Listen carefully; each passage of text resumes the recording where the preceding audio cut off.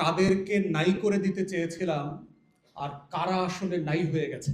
কখনো কখনো তার জীবনটা পর্যন্ত নিয়ে যান জান্নাতের বিনিময়ে। আপনারা যারা ওলামায়ে কেরাম আপনারা জানেন যে আল্লাহ তো আমাদের জীবনটা তো কিনে নিয়েছেন না, জান্নাতের বিনিময়ে কিনে নিয়েছেন। এই জন্য 13 সালের 5ই মের এই স্বাধীন বাংলাদেশের ইতিহাসের জঘন্যতম গণহত্যা যারা ঘটিয়েছেন তারা 24 সালের 5ই আগস্টের সাথে তারিখ কিন্তু ঠিক আছে, মিল আছে, মিলায়ে দেখতেছেন না এখন যে কাদেরকে নাই করে দিতে চেয়েছিলাম আর কারা আসলে নাই হয়ে গেছে। সূরা লাহাবে আল্লাহ তাআলা বলছেন না, আবুল আহাবের চরিত্র সম্পর্কে বলছেন না যে ইসলামকে, মুহাম্মদ সাল্লাল্লাহু আলাইহি ওয়াসাল্লামকে খড়কুটার মতো বিবেচনা করতেছে।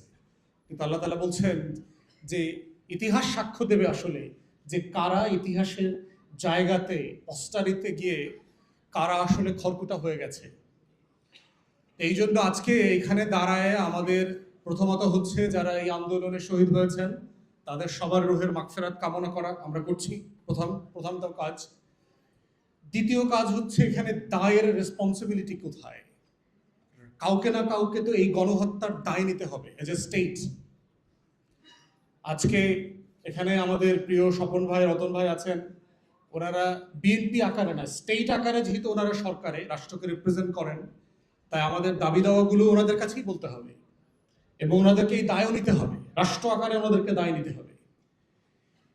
আমরা বারবার গত কয়েক বছর থেকে টানা বলেছি যে এটার তদন্তের জন্য একটা কংগ্রেশনাল হিয়ারিং এর মডেলে একটা গণশুনানি করা দরকার এবং সেটা দুইভাবে হতে পারে। একটা হচ্ছে যে আপনি ইনডোরে পার্লামেন্টে করতে পারেন, ক্রস পার্টি স্ট্যান্ডিং কমিটি দিয়ে করতে পারেন, বাট আমরা বারবার প্রস্তাব করেছি যে আপনারা ক্রস পার্টি পার্লামেন্টেরিয়ান এবং এক্সপার্ট, মানবাধিকার কর্মী, আইনজীবী, ওলামায়ে কেরাম যারা আছেন, সাংবাদিক, তাদেরকে সবাইকে নিয়ে একটা বড় প্যানেল করে শুনানি হওয়া দরকার এবং সেটা লাইভ ব্রডকাস্ট হতে হবে, যেভাবে সংসদ ব্রডকাস্ট হয়, যে সেই দিনকার কি হয়েছে তার আগের দিন, সেই দিন, পরের দিন। এই যে হাজার হাজার লক্ষ লক্ষ ওলামায়ে কেরামরা এসেছেন, বিকালে সন্ধ্যার পর থেকে পুরো রাত জুড়ে এই যে লক্ষ লক্ষ বুলেট মারা হয়েছে, তার আসলে ফলাফলটা কি দাঁড়িয়েছে? নেট বন্ধ করে দিয়ে, টেলিভিশন বন্ধ করে দিয়ে, শাটডাউন করে দিয়ে, ডিশ বন্ধ করে দিয়ে, টোটাল এলাকা খালি করে, বিদ্যুৎ কেটে দিয়ে 1.5-2 লক্ষ বুলেট ছুড়বার যে অভিজ্ঞতা, ওই এলাকাবাসী সেই দিন পাশে ছিলেন, শুনেছেন। আমরা দেশের বাইরে ছিলাম কিন্তু এলাকাবাসীর কাছ থেকে শুনেছি, মনে হচ্ছে যে এখানে যুদ্ধ হচ্ছে, ইসরায়েল বোমা মারতেছে গাজার উপরে, সেরকম একটা অবস্থা মনে হচ্ছে চারপাশে।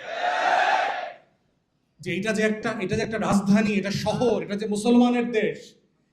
আমার বাংলাদেশের যে কারো 13 দফার বিষয়ে দ্বিমত থাকতে পারে, 13 দফা কারো একমত হওয়া জরুরি না, কিন্তু রাষ্ট্রের কাছে 13 দফা নিয়ে এসে এইটা বাস্তবায়নের দাবি করা হচ্ছে গণতান্ত্রিক অধিকার। যে কেউ করতে পারতে হবে, রাষ্ট্র বলতে পারতে হবে যে আমি কোনটা করতে পারছি, কোনটা করতে পারছি না। এটার নাম হচ্ছে রাষ্ট্রের সাথে নাগরিকদের যে সামাজিক চুক্তি। এই